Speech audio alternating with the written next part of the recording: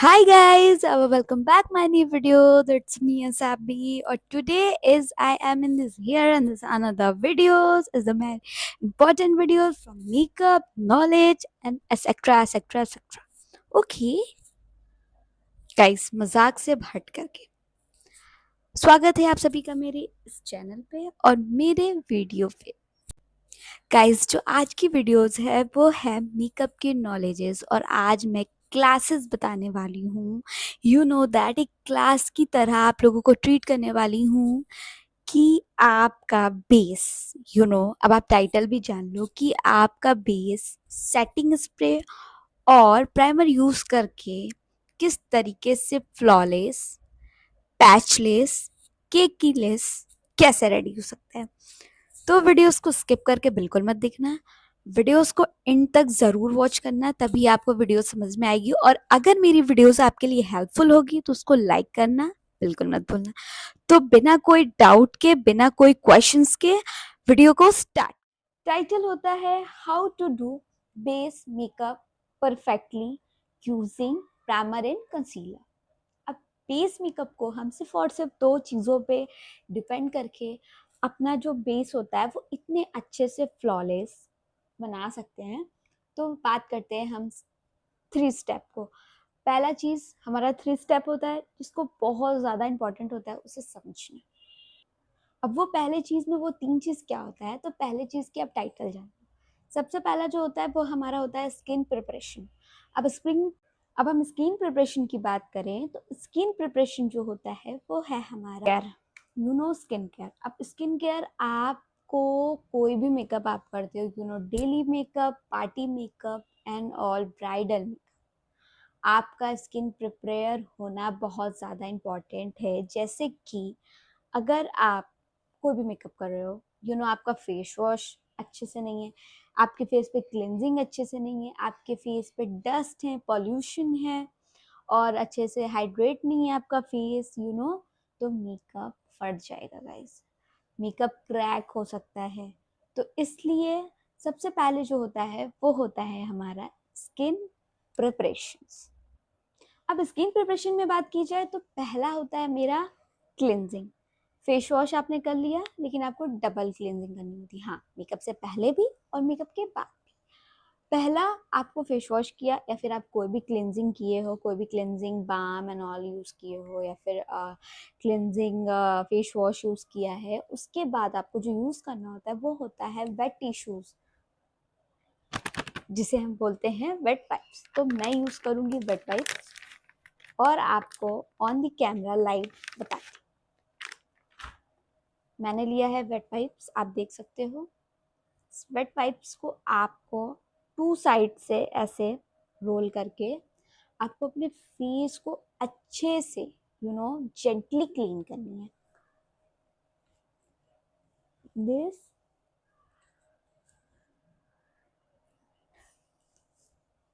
This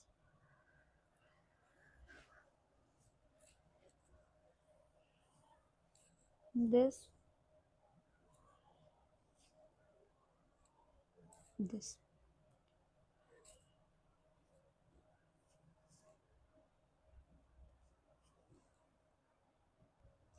face cleansing होने के बाद आपको 1 सेकेंड होल्ड करना है अपने फेस को, क्योंकि जो वेट वाइप्स में एक जेल वाटर होता है वो आपके फेस पे अच्छे से एब्जॉर्ब हो जाए, नॉन स्टिकी हो जाए। एंड सेकेंड स्टेप मैं यूज़ करने के लिए मैं यूज़ करूँगी is the most important moisturiser. तो मैंने यूज़ किया है जॉय का। आप कोई भी मॉइस्चराइज़र यूज़ कर सकते हो, क्योंकि ये जो मानसून चल रहा है ना, ये थोड़ा सा रेनी मानसून है, तो बहुत ज़्यादा फेस मेरा ठीक है इस वक्त, तो मैं बहुत ज़्यादा मुझे हैवी मॉइस्चराइज़र की नीड नहीं है, तो मैं नॉर्मली ये मॉइस्चराइज़र यूज़ करूँगी। आप अपने फेस के अकॉर्डिंग मॉइस्चराइज़र यूज़ कर सकते हो, ये नहीं कि आप मेरा देख के करो। ओके, तो आप मॉइस्चराइजिंग कर लो। दिस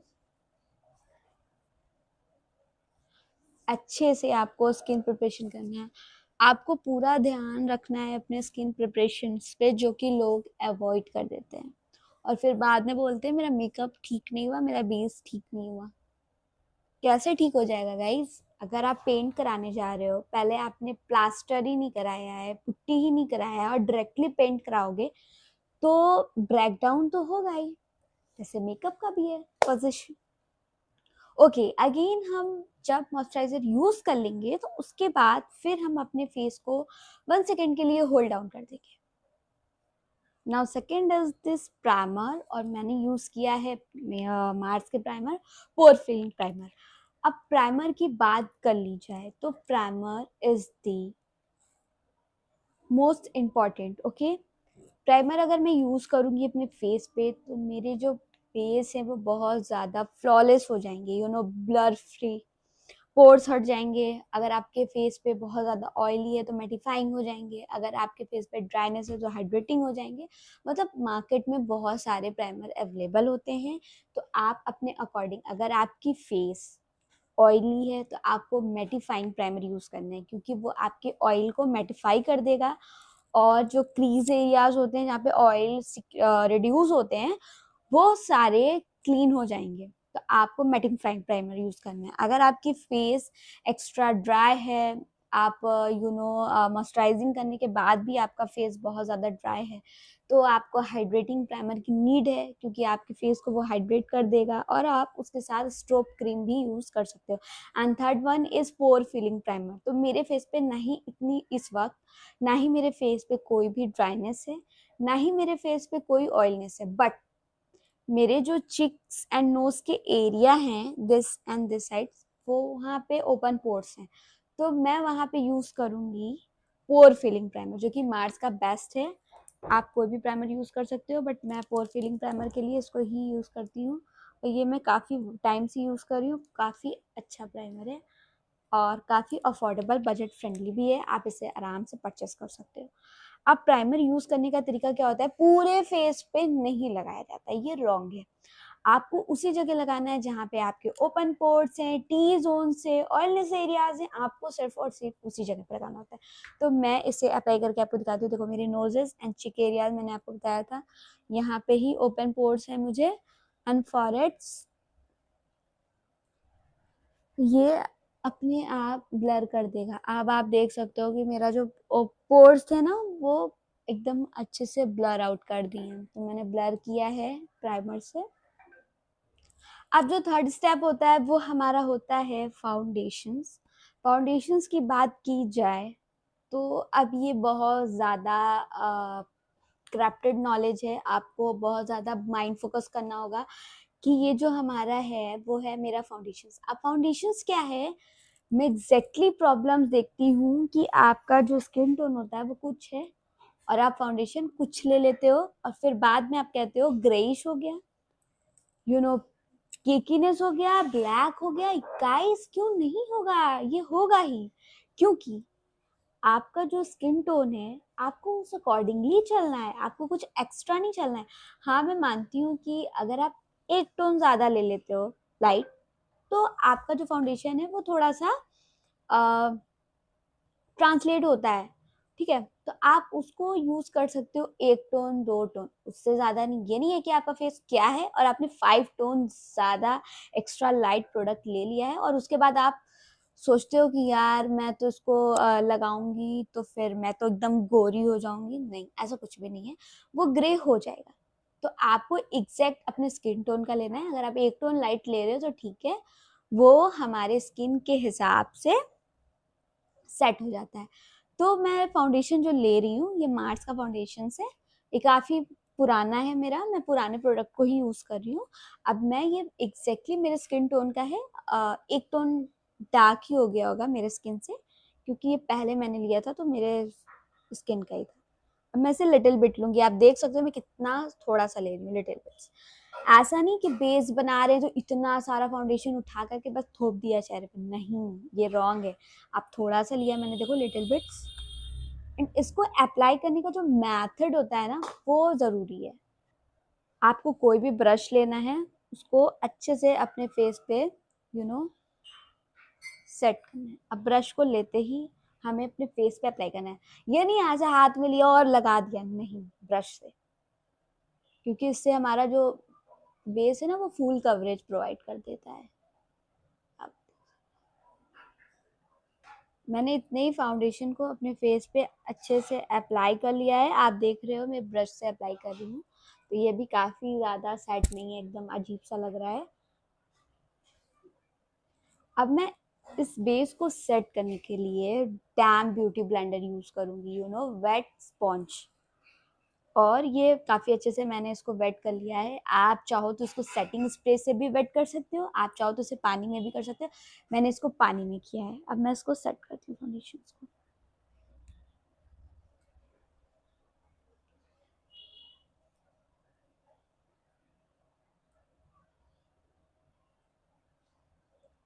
गाइस एक चीज़ मैं बता दूं कि आपको कभी भी ऐसे ऐसे करके नहीं यूज़ करना है।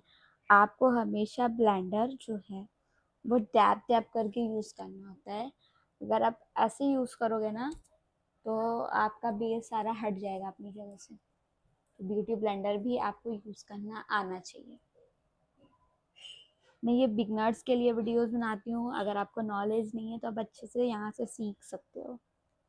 और अगर आपको मेरी वीडियोस हेल्पफुल लगती है तो मेरी वीडियोस को यार लाइक कर दिया करो, प्यारे प्यारे से कमेंट्स कर दिया करो, मुझे मोटिवेट्स कर दिया करो, ताकि मुझे और वीडियोस बनाने में बहुत ही अच्छा लगे। ठीक है।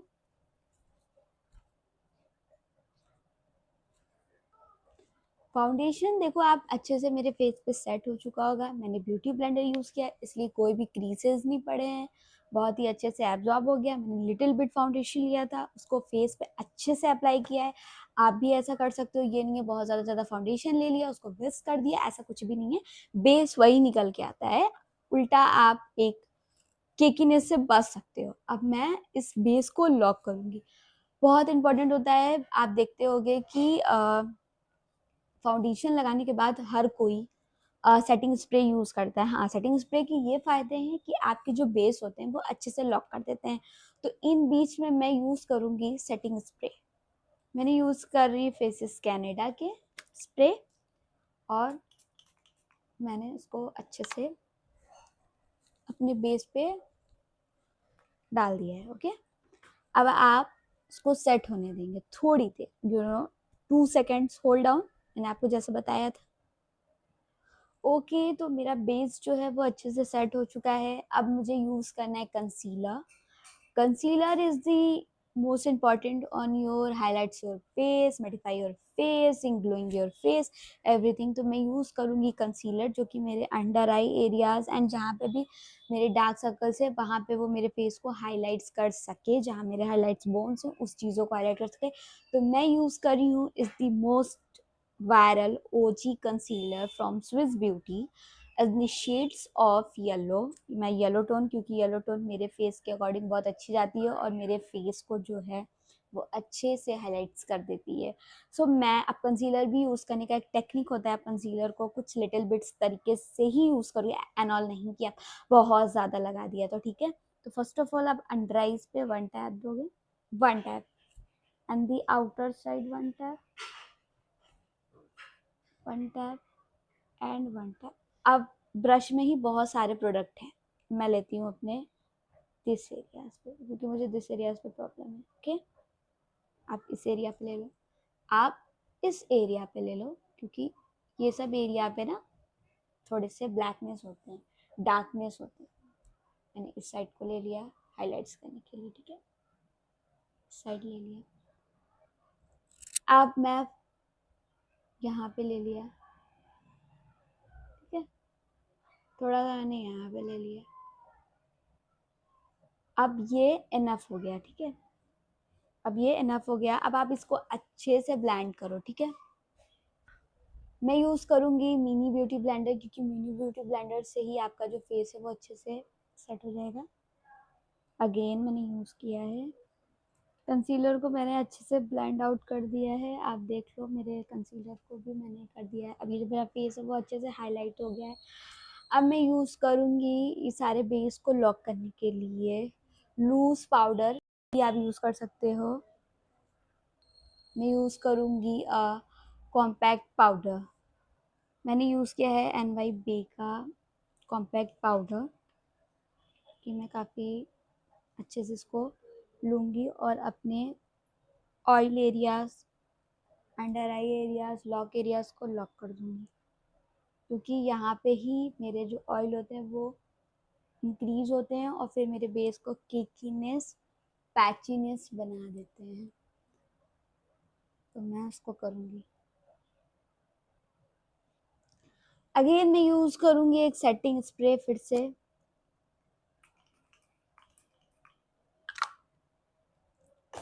और ब्यूटी ब्लेंडर से इसको सेट कर दूँगी इस तरीके से डैप मशीन पे।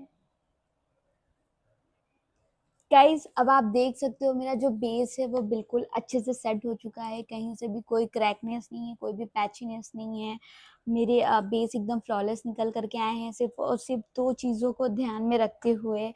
और आप भी कुछ इस तरीके से ही अपना बेस रेडी कर सकते हो। अगर आपको मेरी नॉलेजेस पसंद आती है, आपको मेरी वीडियोस पसंद आती है, तो मेरे वीडियोस को लाइक करना बिल्कुल मत भूलना।